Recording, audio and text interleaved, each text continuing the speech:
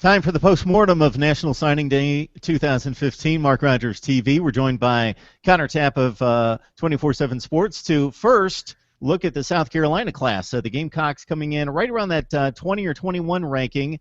If you look at the composite standings, Connor, you've got to be fairly pleased with what Steve Spurrier was able to do. Let's push to the side what the other SEC rivals do, because the competition is mighty fierce, but a top 20 class for South Carolina. Sure, yeah. Ranked 19th according to the 24/7 Sports composite right now.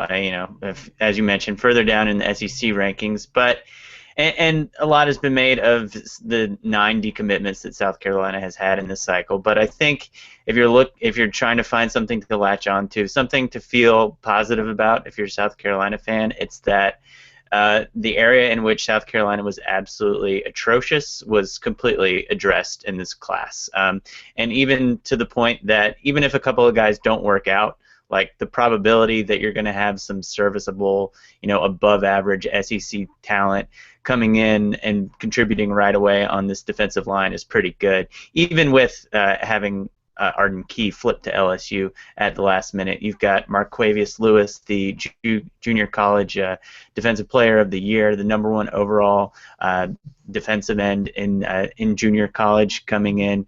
He's probably going to start right away, barring injury or something like that.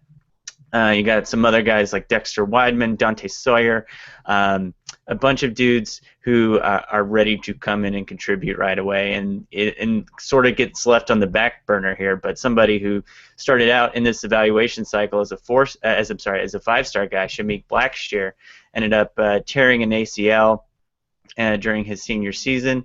But he's somebody that is a little bit forgotten about for that reason. But another guy that can come in and contribute right away. So, I think the questions for South Carolina in this class is, they answered a lot of the questions, filled a lot of the needs on the defensive side of the ball, but they lost a lot on offense last year, and I think what will make or break their 2015 season is whether or not they're able to fill some of those holes along the offensive line and at the wide receiver position. And I think that's a legitimate question mark for this class. Yeah, and depending on your service, Blackshear is still rated as a top 15 defensive lineman. They get the #2 and 3 ranked junior college defensive ends, 10 4-stars, 23 stars, a huge class of, I've seen 2 numbers listed, 30 or 31 signees for South Carolina, as well as a dual threat quarterback. Connor, thanks so much for joining us. That's the wrap on South Carolina.